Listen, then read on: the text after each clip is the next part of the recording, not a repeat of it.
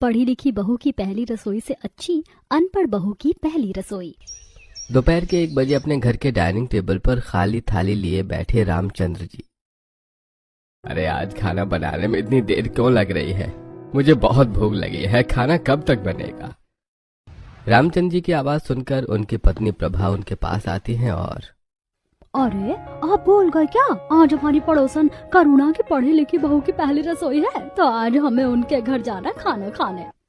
करुणा के पड़ोसी प्रभा और रामचंद्र जी की तरह ही उनके दूसरे पड़ोसी चंपा और आनंद भी करुणा की पढ़ी लिखी बहू की पहली रसोई का खाना खाने का बेसब्री से इंतजार कर रहे थे। अपने घर के हॉल में बैठे चंपा और आनंद जी, करुणा की बड़ी बहू बहुत पढ़ी लिखी है, वो इंडियन डिशेस के साथ साथ कॉन्टिनेंटल, थाई और चाइनीज डिशेस जरूर बनाएगी। इसीलिए तो मैंने आज अपनी बहू को खाना न बनाने को कह दिया। आज पढ़ी लिखी बहू के हाथ का जायका चखा जाएगा। करुणा जी के पड़ोसियों की तरह मोहल्ले के वो सभी लोग उनकी बहू की पहली रसोई के लिए एक्साइटेड थे, जिन्हें करुणा जी ने इनवाइट किया था।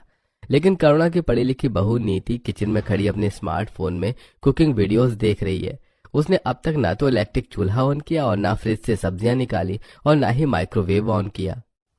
इतने सारे लोगों का खाना कैसे बनेगा?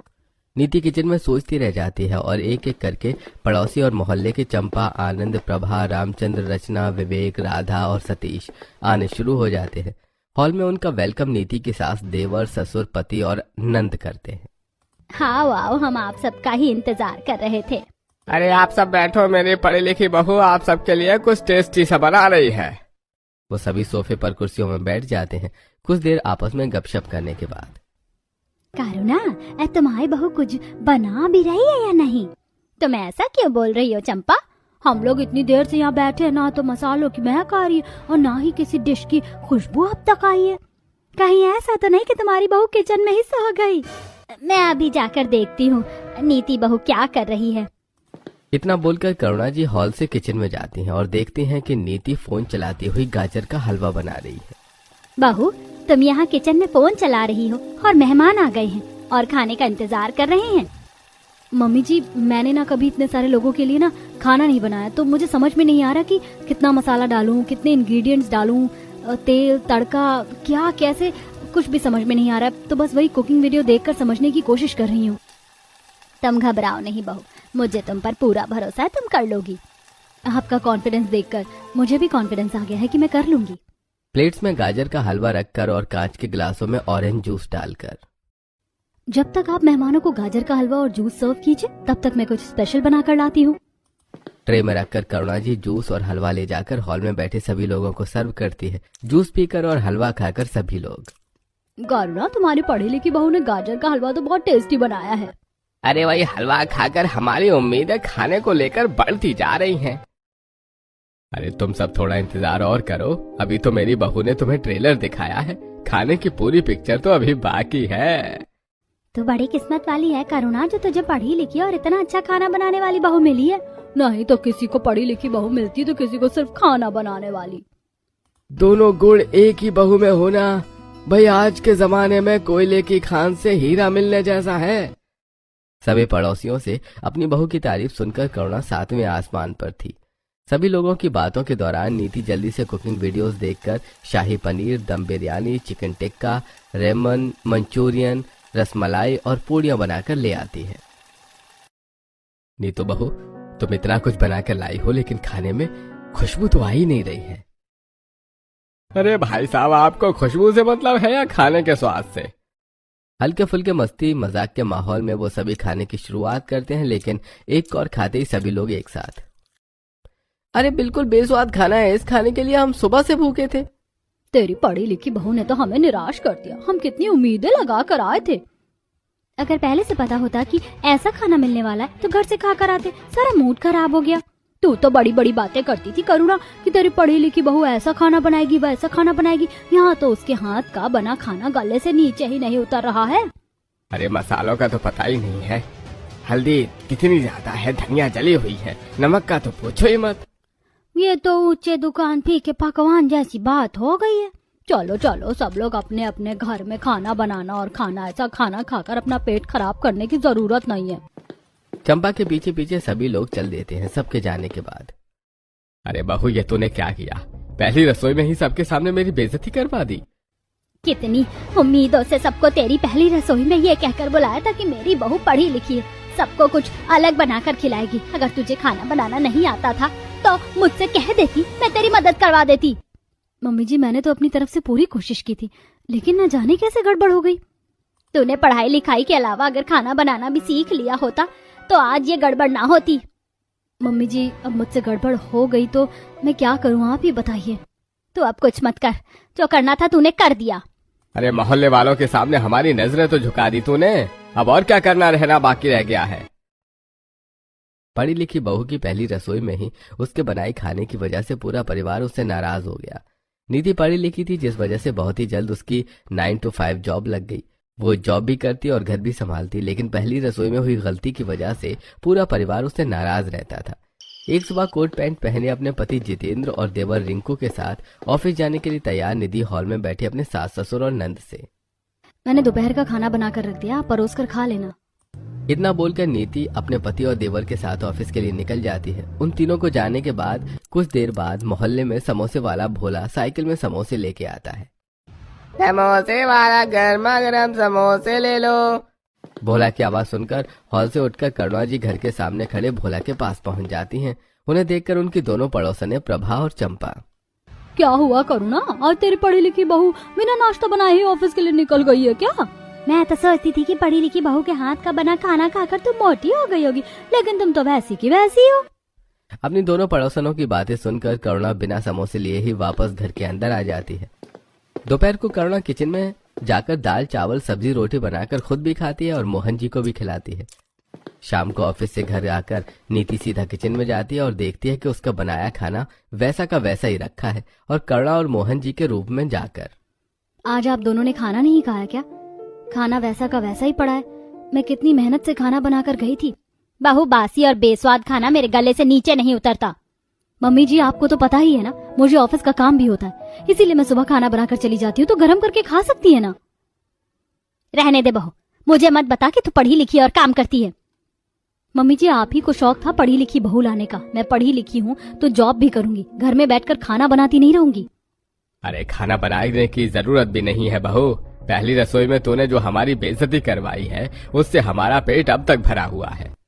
सबको सब नहीं मिलता पापा जी। अगर आपको खाना बनाने वाली बहू ही चाहिए तो कर दीजिए देवर जी की किसी अनपढ़ लड़की से शादी, वो जरूर आपको आपकी पसंद का खाना बनाकर खिलाएगी। हाँ बहू, मैं अब ऐसे ही करूंगी। अब मैं अनपढ़ ही सही खाना बनाने वाली बहू लाऊंगी। हाँ ठीक है, लाइए, शौक से लाइए। इतना बोलकर नीति अपने कमरे में चली जाती है। अगले कुछ दिनों तक करुणा और मोहन जी खाना बनाने वाली लेकिन अनपढ़ बहू की तलाश करते रहते हैं। फिर एक दिन अपनी पसंद की लड़की की तलाश में वो दोनों अपने छोटे बेटे रिंकू को साथ लेकर जा पहुंचते हैं ललिता और प्रताप की बेटी सोनिया को देखने। उनके घर के हॉल की टेबल में रखे Chinese, south Indian, Punjabi, Bengali और गुजराती थाली को देखकर करुणा जी, ललिता जी, आपकी बेटी ने इतना कुछ खुद ही बनाया है? अरे करुणा जी, आपको तो पता ही होगा, आजकल के बच्चों को खाना बनाने के नाम से बुखार आता है। ये खाना तो हमने स्पेशली आपके लिए होटल से मंगवाया है। भाई साहब, हमें ऐसी बहू नहीं चाहिए जिसे खाना बनाने के नाम से बुखार चढ़े। वो दोनों सोनिया को मना करके रिंकू को साथ लेकर अपने घर वापस लौट आते हैं, जहाँ हॉल में ऑफिस से लौटकर उनका इंतजार कर रही नीति। पापा जी, मम्मी जी, मिल गई आपको खाना बनाने वाली बहू? दुनिया में लाखों करोड़ों लड़कियां हैं, कभी ना कभी मिल ही जाएगी। उसके बाद अगले दिन करुणा और मोहन जी रिंकू को साथ लेकर पहुंच जाते हैं पायल और विनोद के घर, उनकी इकलौती बेटी शिवानी को देखने। उनके घर शिवानी के हाथ की बनी चाय पीकर। ये चाय आपने किसी 5 स्टार होटल से तो नहीं मंगवाई ना? नहीं नहीं, ये चाय मेरी बेटी ने बनाई है। अरे अभी तो आप रुकिए, मेरी बेटी के हाथ का बना खाना खाइए, आप 5 स्टार होटल का खाना भूल जाएंगी। कुछ देर बाद शिवानी किचन से दम आलू, बड़ा, इडली, तवा रोटी और जलेबी हॉल में लाकर उन्हें सर्व करती है। खाना खाकर करुणा और मोहन जी, भाई वाह, आप बिल्कुल सही कह रहे थे विनोद भाई साहब, आपकी बेटी के हाथों में तो स्वाद है। जैसी बहू मैं चाहता था, आपकी बेटी बिल्कुल वैसी ही है। उनकी बातें आगे बढ़ पाती इससे पहले शिवानी के फ्रेंड निकिता वहाँ आती है और, मैं तेरा कॉलेज में इंतजार कर रही थी और तू यहाँ है। आपकी बेटी कॉलेज में? हाँ, हमारी बेटी मास्टर्स की डिग्री करना चाहती थी तो हमने भी मना नहीं किया। माफ करना बहन जी, हमें पढ़ी लिखी बहू नहीं चाहिए। इतना कहकर करुणा और मोहन जी रिंकू के साथ वहाँ से चले जाते हैं। उनके जाने के बाद कैसे अजीब लोग हैं। आज के जमाने में इन्हें पढ़ी लिखी बहू नहीं चाहिए, लोग तो बड़ी लिखी लड़की ढूंढते हैं। जैसे करुणा मोहन जी और रिंकू के घर पहुँचते हैं, हॉल में बैठी उन तीनों का इंतजार कर रही नीति उनके लटके हुए चेहरे देखकर, मम्मी जी मिली कि नहीं आपको खाना बनाने वाली बहू? सब्र कर बहू, सब्र कर, एक दिन मैं जैसा चाहती हूँ वैसी बहू जरूर ढूंढ कर लाऊंगी। करुणा और नीति की बातें चली रही थी कि तभी रिंकू के फोन में एक नोटिफिकेशन आता है, जिसे देखकर चलो एक शादी का इनवाइट तो आया, वो भी ताऊ जी के यहाँ से। मुझे तो ऑफिस से छुट्टी नहीं मिलेगी, मैं नहीं जा पाऊंगी। इतना बोलकर नीति अपने कमरे में चली जाती है। अरे ठीक है, तो फिर हम तीनों ही वहाँ जाएंगे, क्या पता एक पत दो काज हो जाए। वो तीनों शादी वाले दिन रिंकू के ताऊ बसंत के यहाँ पहुंचकर सबसे पहले शोभा, विमला, रवि और संजय के साथ शामिल होकर खाना खाने बैठ जाते हैं। खाना तो बहुत अच्छा बना, पता नहीं बसंत जी को इतना अच्छा शेफ कहाँ से मिल गया। ये तो वही बता सकते हैं कौन है हमारा दिल जीतने वाला शेफ। कुछ ही देर में सबको लड्डू परोसते हुए जब बसंत जी उनके पास पहुंचते हैं, तभी अरे भाई बसंत भाई, तुमने शादी का खाना किस शेफ से बनाया है? अरे मुझे भी अपनी बेटी की शादी में उसी से खाना बनवाना है। देखिए भाई साहब, शादी का खाना किसी शेफ ने नहीं बल्कि उसकी सहेली कहाँ गई? इधर उधर देखकर पूरी परोस रही विद्या की तरफ इशारा करके। वो रही, मेरी बेटी की सहेली विद्या ने बनाया है। अरे कौन, वो अनपढ़? अरे वो अनपढ़ है तो क्या हुआ, इंसान का हुनर किसी भी डिग्री का मोहताज नहीं होता। उनकी बातें सुनकर जैसी मैं चाहती थी वैसी बहू मुझे मिल ही गई। विद्या को देखकर करुणा, मोहन जी और रिंकू उठकर उसके पास पहुंच जाते हैं और बेटी, तुम्हारा नाम क्या है? तुम्हारे मम्मी पापा कौन है? घर कहाँ है तुम्हारा? विद्या के कुछ बोलने से पहले उसके पास उसके मम्मी पापा तुलसी और महेश जी आ जाते हैं। ये है मेरे मम्मी पापा। देखिए भाई साहब, मैं घुमा फिरा कर बात नहीं करूंगा, सीधा मुद्दे की बात करता हूँ। मुझे आपकी बेटी बहुत पसंद है, मैं उसे अपने घर की बहू बनाना चाहता हूँ। आखिर आपने ऐसा क्या देख लिया मेरी बेटी में जो आप ये भी नहीं पूछा कि वो शादीशुदा है या कुंवारी है, या हम उसकी शादी करना चाहते हैं या नहीं? आपने सीधे रिश्ते की ही बात कर दी। भाई साहब देखिए, मैंने आपकी बेटी के हाथ का बना खाना खाया है, और एक सास चाहती ही क्या है अपनी बहू में, यही गुण तो चाहती है कि उसे अच्छा खाना बनाना आए। अच्छा तो ये बात है। रिंकू को देखकर हमें भी आपका लड़का पसंद आया, लेकिन हम दहेज बिल्कुल नहीं देंगे। अरे हमें जैसी बहू चाहिए थी बिल्कुल वैसी बहू मिल रही है, और भला हमें क्या चाहिए? और हाँ, हम भी एलिमनी नहीं देंगे। आखिरकार करुणा जी को अनपढ़ लेकिन खाना बनाने वाली छोटी बहू मिल ही गई। जल्दी रिंकू और विद्या की शादी हो जाती है और वो करुणा जी की बहू बनकर उनके घर पहुंच जाती है। हॉल में अपनी छोटी बहू के साथ खड़ी करुणा जी अपनी बड़ी नीति से, देखा बहू, मैं कहती थी ना कि मैं लाऊंगी अनपढ़ लेकिन खाना बनाने वाली बहू, देख ले आई। अब बोल क्या क्या बोलती है? अनपढ़ बहू सिर्फ खाना बना सकती है, लेकिन पढ़ी लिखी बहू की तरह समाज में मान सम्मान नहीं दिला सकती। क्या हुआ बहू, बोलती बंद हो गई? मम्मी जी, जिंदगी में सिर्फ खाना बनाना और खाना ही नहीं होता, उसके अलावा भी बहुत सी वजह होती हैं जीने की, जिनकी समझ सिर्फ पढ़े लिखे इंसान को ही होती है। तू अब ऐसी ही बातें करेगी? तू अपनी देवरानी की बराबरी जो नहीं कर सकती, मैं अभी कहाँ तुझे बातों में लग गई। कल छोटी बहू की पहली रसोई है, बहुत सारा काम पड़ा है, राशन, सब्जी, किराना, और सबसे पहले पड़ोसियों को भी तो बुलाना है।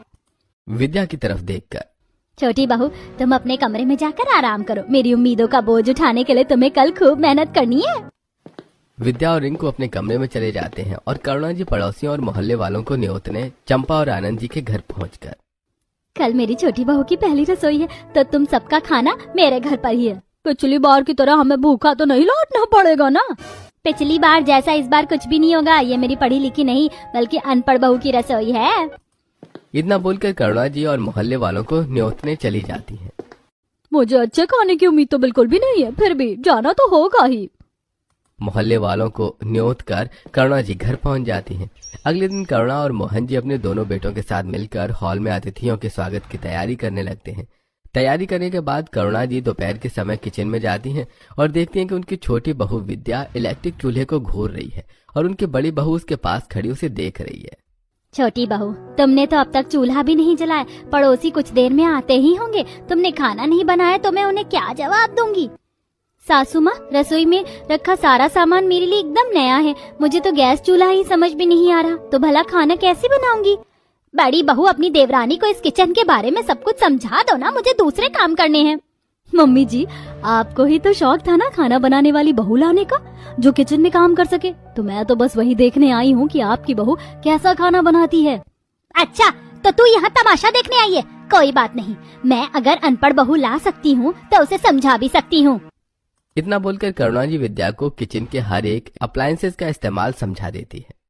बहू, अब तो कर लेगी ना? सासू माँ, अब तो मैं पूरी बारात के लिए भी खाना बना सकती हूँ।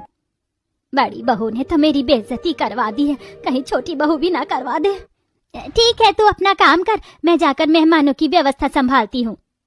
करुणा जी के जाने के बाद विद्या इलेक्ट्रिक चूल्हा ऑन करती है और उस पर कढ़ाई रखकर गर्मा गर्म भून कर सिलबट्टे में पीस कर उसका पेस्ट बनाकर फिर से कढ़ाई में डालकर पेस्ट अच्छे से भूनती है। भुने हुए मसालों की खुशबू पूरे मोहल्ले में फैल जाती है। अपने घर के डाइनिंग हॉल में खाना खा रहे प्रभा और रामचंद्र जी खुशबू सूंघकर, आज पहली बार खाने की इतनी अच्छी खुशबू कहाँ से आ रही है? अरे कहीं ये खुशबू करुणा जी के घर से तो नहीं आ रही है?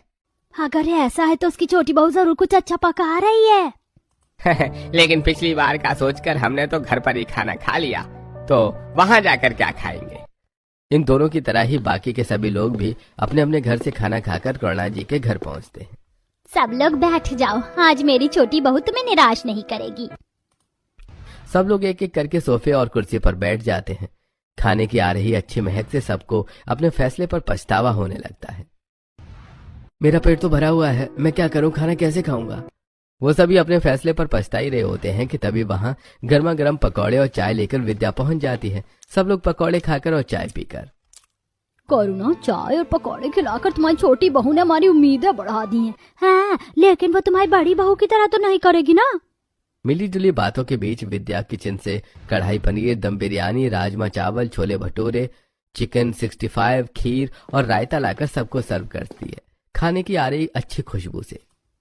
हमें तो बिल्कुल भी उम्मीदें नहीं थी कि इतना अच्छा खाना मिलेगा, इसीलिए हम सब घर से ही खाकर आए थे।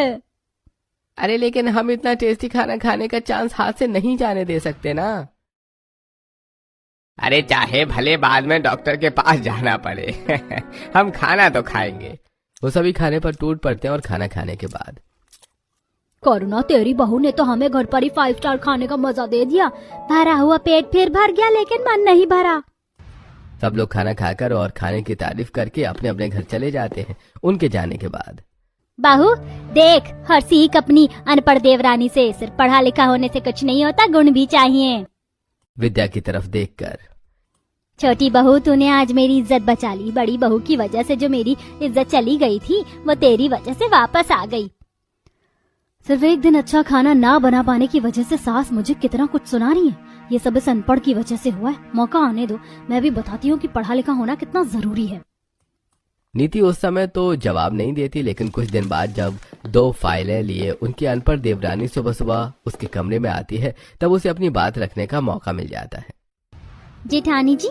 जेठानी जी, मेरी मदद कर दो ना, बहुत जरूरी है। क्या हुआ, क्यों इतना हड़बड़ा रही हो? कौन सी ट्रेन छूटी जा रही है तुम्हारी? जेठानी जी, आपके देवर आज जल्दी ऑफिस निकल गए और जल्दबाजी में ऑफिस फाइल ले जाना भूल गए, जो उन्होंने फोन करके मुझसे मंगवाई है। 2 फाइल्स नीति को दिखाकर, तो आप बताइए ना, इनमें से कौन सी फाइल उनके ऑफिस की है?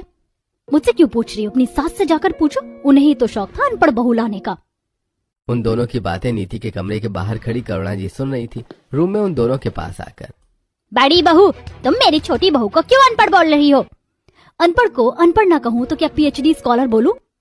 विद्या के पास जाकर, छोटी बहू, तुम बड़ी बहू के पास आई ही क्यों? मेरे पास आ जाती, मैं बताती हूँ कि कौन सी फाइल रिंकू के ऑफिस की है। उस सुबह करुणा जी जैसे तैसे स्थिति संभाल लेती हैं। फिर एक संडे की शाम पूरा परिवार घर के सामने वाले छोटे से गार्डन में बैठा चाय का मजा ले रहा था। तभी वहां उनके चारों पड़ोसी चंपा, आनंद, प्रभा और रामचंद्र पहुंचते हैं। आओ आओ, बिल्कुल सही समय पर आए हो। चाय का कप आगे बढ़ाकर, चाय तो हम पियेंगे ही, लेकिन हम सब यहाँ कुछ खाने भी आए हैं। तो फिर बताओ क्या खाओगे? मेरी छोटी बहू सब बना देगी। मैंने बहुत सुना है साउथ इंडियन स्टाइल केले के पत्ते में पकी फिश के बारे में, अगर वो मिल जाती तो। मैं तो सैंडविच खा लूंगी। और मैं और प्रभा तो पिज्जा खाएंगे। अरे रुक जाओ, इतनी सारी फरमाइशें एक साथ नहीं, मेरी छोटी बहू कोई शेफ नहीं है। हमें सब पता है, लेकिन हमें तुम्हारी बहू पर पूरा भरोसा, वो बना लेगी। ठीक है, मैं कोशिश करती हूँ। इतना बोलकर विद्या आंगन में लगे केले के पौधे से पत्ता तोड़कर किचन में जाती है और उसमें फिश और तेल मसाले लपेटकर आंगन में गड्ढा खोदकर उसमें आग लगाकर केले के पत्ते में लिपटी फिश डालकर उसे मिट्टी से ढक देती है। जब तक फिश पक रही है तब तक मैं पिज्जा और सैंडविच बना लेती हूँ। बोलती हुई विद्या वापस से किचन में जाती है। मैं भी तो देखूं कि मेरी सास की अनपढ़ बहू कैसे सैंडविच और पिज्जा बनाती है। सोचती हुई नीति विद्या के पीछे पीछे किचन में जाती है, नीति को किचन में देखकर। जेठानी जी, माइक्रोवेव में पिज्जा कैसे बनाते हैं बता दो ना। माइक्रोवेव ओवन की इंस्ट्रक्शंस बुक देखकर। इसमें सब लिखा है, पढ़ लो। तो मेरी जेठानी यहाँ मेरी मदद करने नहीं बल्कि अनपढ़ होने का मजाक उड़ाने आई हैं। जेठानी जी, आप मुझसे हमेशा चिड़ी हुई क्यों रहती है? मैंने आपका क्या बिगाड़ा है? मेरा बहुत कुछ बिगाड़ा है तुमने। जब तुम यहाँ पर नहीं थी तब भी तुम्हारी वजह से मुझे ताने सुनने को मिलते थे और अब भी सुनने को मिल रहे हैं। तो ये बात है, कोई बात नहीं, माइक्रोवेव ना सही, मैं देसी स्टाइल में पिज्जा बना लूंगी। विद्या बाटी मेकर में पिज्जा बनाती है और सैंडविच बनाकर आंगन में ले जाती है। नीति भी आंगन में आ जाती है, तब तक फिश पक जाती है। विद्या अपने चारों पड़ोसियों की फरमाइशें पूरी कर देती है जो उन्हें बेहद पसंद आती है।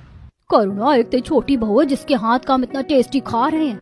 अरे एक तेरी बड़ी बहू है जिसकी पहली रसोई के बाद उसके हाथ की बनी चाय पीने तक की इच्छा नहीं होती। तुम सब सिर्फ छोटी बहू की ही तारीफ करोगी या बड़ी बहू की भी? आखिर मेरी बड़ी बहू ने तारीफ सुनने लायक किया ही क्या है?